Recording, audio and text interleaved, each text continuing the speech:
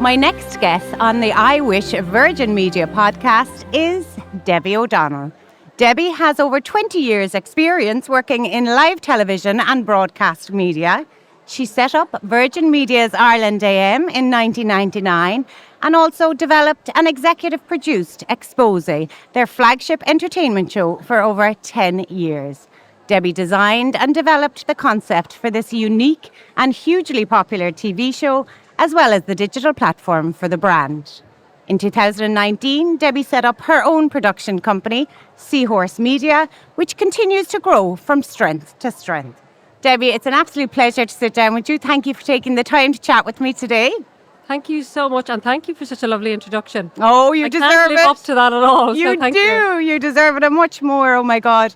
Debbie, you've had such an incredible career. What inspired you as a young girl, and did you ever imagine that your career would take you to where it is today? Well, you know what? First of all, answering your second question, I feel I'm only halfway through it. I really do. I feel that there's so much more to come with the media landscape changing so much. And since I've gone out on my own, it's kind of opened my eyes to all the different platforms and different opportunities and stuff like that. So I do feel that. You'd think I'm 25, like.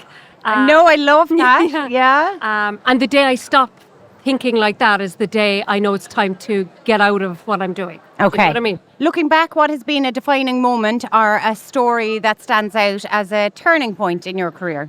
I've so many now. Yeah. I'd say so. But I think the one for me, the one thing that kind of changed everything for me was, right, so when I went after school, I went to Scalvera in Cork, I went to university, and after that I did my postgrad. And then I moved to London, right? Because there was no opportunity in television in Ireland at the time, because it was RT and I couldn't get in. Mm-hmm. And I worked there for 2 years, and then I got a call, right, to do an interview for Ireland AM, because there was this new breakfast show starting, right, in Ireland.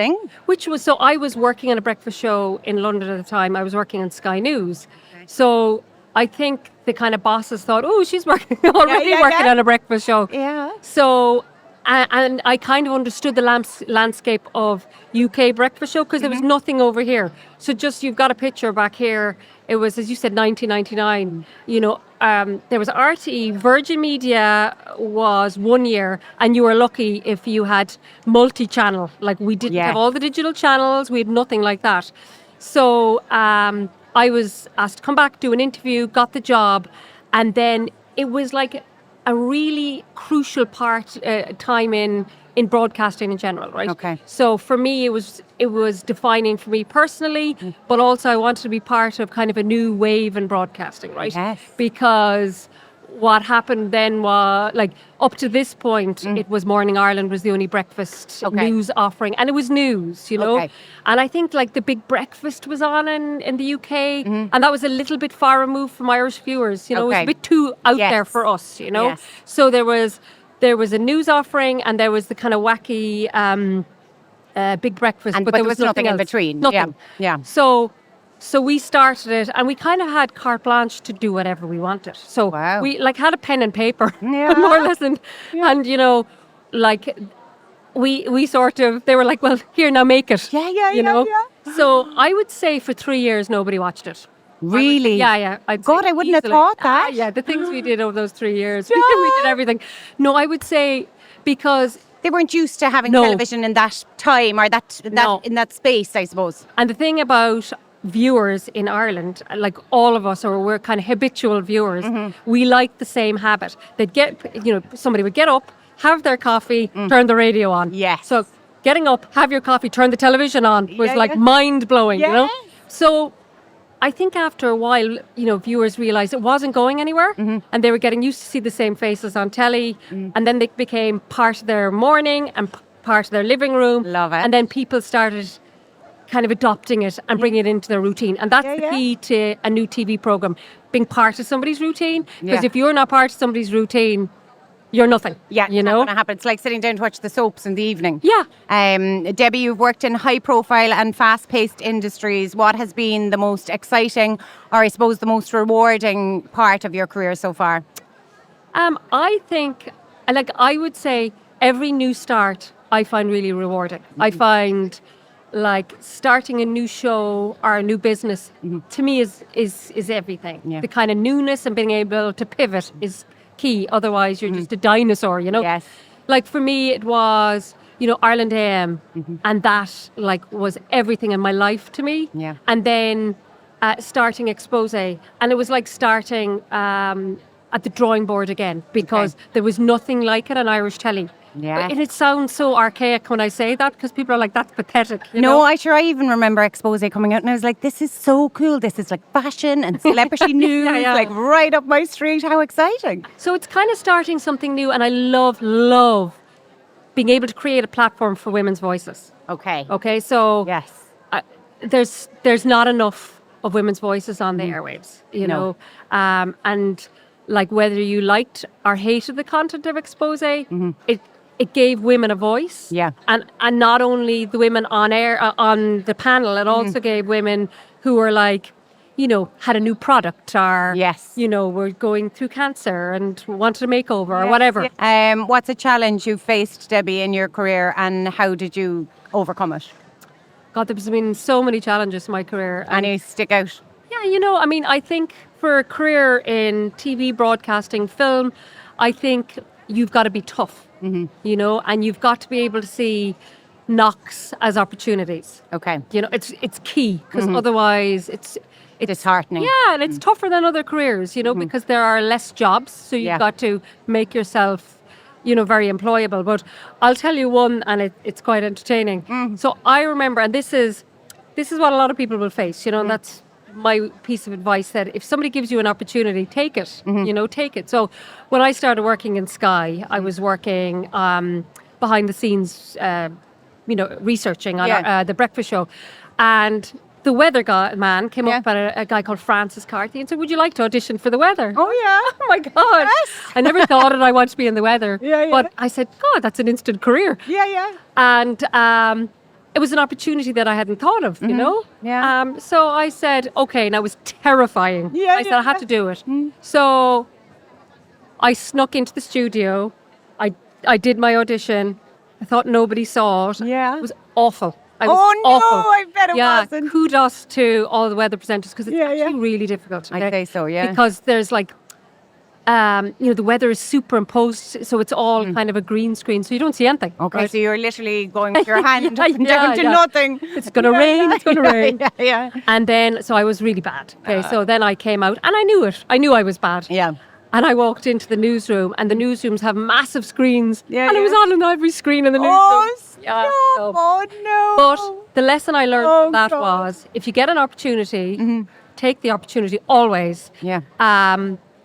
Because these opportunities will help you on your path. Because if I had been good at that, I might have gone down a different path. Yeah. But earlier, I didn't really want to ever be on camera, but early in my career, I knew it wasn't for me. Yes, yeah. And when you're smart, you put that behind you. Yeah. You try the stuff. Yeah. You make and I did an audition for the news for Virgin Media once as well. I don't think anyone has ever seen that. And I was also terrible. So you take the opportunities, you make the mistakes, and you see them as something positive, and you just tick it off. And it guides you then to probably where you are meant to end up. STEM and media may seem like two very different worlds, but how do you see them intersecting in your work? Oh, yeah. Well, personally, I think they're hand in hand. Like, for example, Nora Patton, gorgeous Nora Patton, who lovely is Nora, who going to be going to the podcast. moon. Yeah. Yes, last year, is a good pal of mine. And, since I met her a year or two ago and last year as well, we're hoping that, we'll do a documentary with her and tell her story. So my job as a storyteller is to be able to tell stories and stories like here today, and I wish there's so many stories that need to be told, and I see them going hand in hand as being able to help each other, and I'm there to tell the stories, which is really important. Thank you so much. Thank you. It's been an absolute pleasure sitting down and chatting with you, and thank you so much for giving up your time. Thanks so much. Pleasure. My next guest on the I Wish Virgin Media podcast is Aoife Raftery. Aoife is a highly motivated and inspiring individual who can serve as a fantastic role model to young women. As Ireland's only international female rally driver, she embodies determination, skill, and a passion for STEM. Aoife's background in STEM is particularly relevant to iWish, given the crucial role that STEM fields play in motorsport, including engineering, fitness, data analysis, and technological advancements. Aoife, thank you so much for taking the time to sit down with me and have a chat today. Hello, how's it going? And thank you very much for having me. I'm delighted to be here. Good, good. Aoife, can you tell us a little bit about your journey? What inspired you to take the path you are on today? And did you always see yourself in a STEM-related field? Yeah, I'm very lucky where I've got today and the places I've got to travel, and the opportunities I've had in rallying has been very special, and hopefully it continues for a long time too. No, I probably didn't originally see when I was in secondary school having a career in STEM. I think as a lot of young girls now could probably relate to, is not knowing what you want to do when you're older. Yes. And being quite a difficult decision on what to do. So as it came to leaving cert, I knew I kind of had an interest in, actively doing and working. And I wanted a mixture of being able to be on site, as well as rather than being stuck in an office all day. So Yeah. I went to and studied construction management. And I did that. Yeah. And I actually did placement with BAM, who are here today as well, with a stand. So kind of that's, I suppose, my first introduction into STEM, and kind of then after that, my rallying career kind of started to take off a lot more, and to see the importance that, like as you said, engineering, the data analysis, it plays a massive role in motorsport, and then in our performance as drivers, and being able to achieve the most from the car, and to be able to maximise. To get the best time you can on the stages, and to see where improvements can be made. And it's a really crucial role in rallying and motorsport. Oh, rallying and motorsport is just so exciting. Oh my God, I love your job. We do a survey every year at iWish, and last year the survey found that many girls feel like they lack the confidence to pursue a career in STEM. Did you ever feel uncertain about your abilities, and how did you build that confidence to keep going?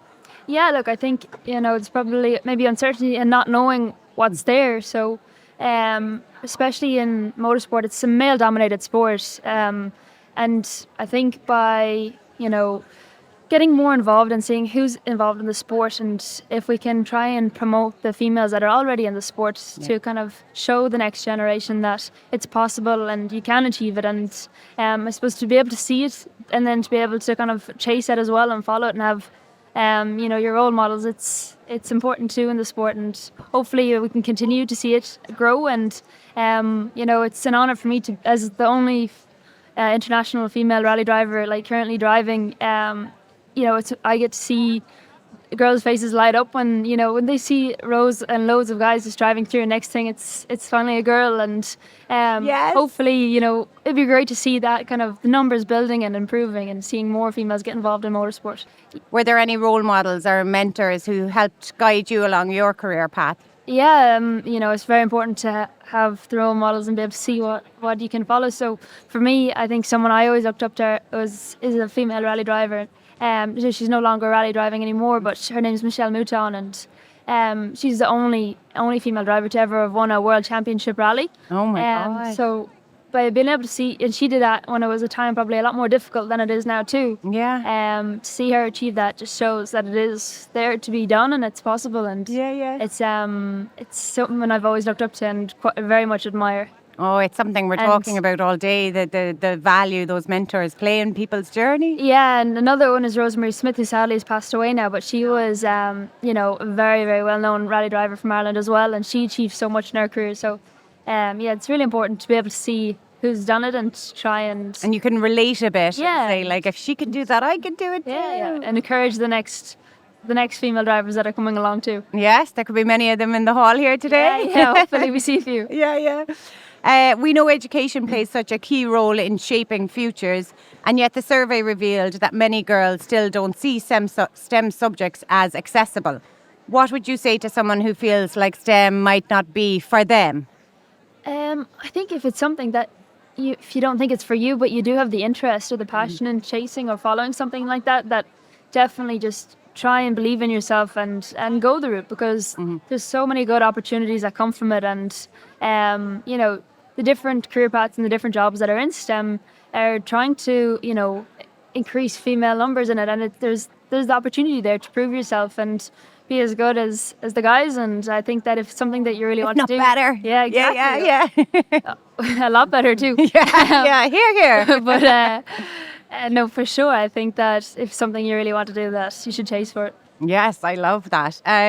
You've been at the forefront of STEM. How do you stay curious and continue learning in an industry that's always evolving? Yeah, it's really interesting for me, and I suppose how I keep interested is because I always want to improve and to develop my performance. So to be able to do that, I have to listen to my engineers and my mechanics, and that's where STEM comes into it. Your technology and your engineering is so valuable, and that's how I've seen my own driving improve, is by maybe not realizing where you're maybe losing time on a certain corner, but engineers can overlap the data and show you where you can improve, how to improve the car setup. So that's I suppose how it keeps me really interested. And because you want to improve your own performance. You're like, let me know as much as I can about this, please. And the mechanics of the car, being able to understand how to change different parts if there's a problem, and just understanding it as a whole.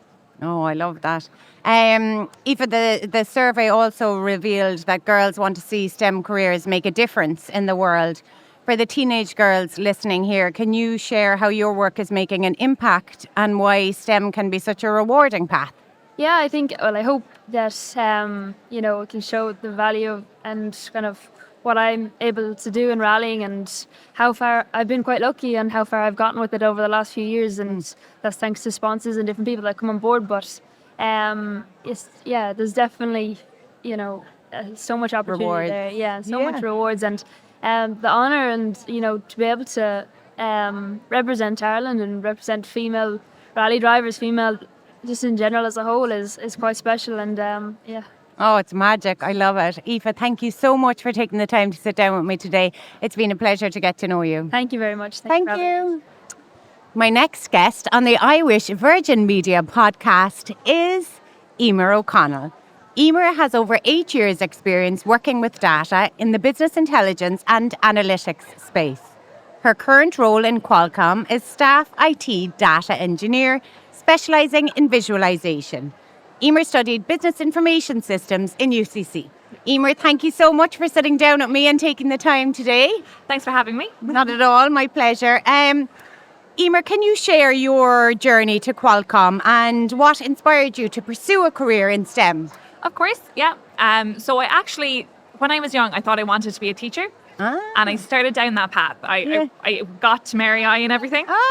But it only took a couple of weeks to realise it wasn't for me. Okay. So then I kind of had to go back to the drawing board. Okay. And my favourite subjects were maths and physics. I was very into solving puzzles and problems. Yeah. But I was also really lucky because I've got great role models. My mum and sisters both work in IT. Oh, no way. So I had a great kind of knowledge of what was involved. Okay. So I went into business information systems in UCC. Yes. So it's half business, half IT. Okay, perfect. So it was very open, lots of options. It wasn't until my placement, I was more drawn towards the IT, but it wasn't until my placement in third year that I knew kind of exactly what route I wanted to go down. Okay. I was working in Dell EMC. Okay. And I met their business intelligence team. And I just thought it was really cool what they were doing. They weren't looking at the what, they were looking at the why. It was like a 5-year-old. Just keep asking why until you get to the root of the problem. And that was it, really. So when I finished college, I joined Glanbia in their graduate program in their business intelligence team. And with them, I lived in Kilkenny, Dublin, in America for a year. Oh, brilliant. And then it was when I moved back from there, I wanted to go back to Cork. And I found Qualcomm. And it was a very similar role. It was still business intelligence, but it was different as well. So it was like internal IT facing. Okay. So it was the same role, but a new challenge. Oh, I love that. And how has your role in Qualcomm evolved over time, and what key lessons have you learned along the way? So in my previous job, I would have been more business facing. So I would have been working with finance and supply chain. So the main difference was that I was working with internal IT. So that was a big change and learning curve. Yes. But it's been brilliant. I was the first person in my specific role in Qualcomm. So we've really been growing the team since. And it's fun because it's quite a technical job, but it's also almost a sales job. Okay. You have to tell people why they need what you do. Okay. But once they see it once, they want more and more. Yeah. So it's really something that grows from itself. The other kind of key lesson that I've learned from it is, so because I'm internal IT focused, I don't have anything to do with the external facing Qualcomm products. But I'm still part of it because I support the people that do. Okay. So it was a good reminder that even if it's not always obvious, it takes a lot of people to make the big things possible. Yes, I like that. And what advice would you give to young women aspiring to enter STEM fields and are a little unsure? To go for it, honestly, and to follow what you're interested in. You don't need to know exactly what job you're looking for. There's so many different options in tech and in STEM in general. And once you start down the path, you'll find the right niche for you. And even if it doesn't work out like you planned, these things have a way of working out somehow. And they happen usually for a reason, don't they? Absolutely. A lot of my guests today, we've been saying like it's never linear. You're like, oh, I wanted to do this, but it didn't work out and I ended up doing this, but this actually was way more for me. Exactly. You have to take the opportunities when they come. So Yeah, I love that. In your opinion, Emer, what role does mentorship play in building a successful career in STEM? And have you had mentors who made an impact on your path? Absolutely. I would say mentorship is very important, probably in any path you're in.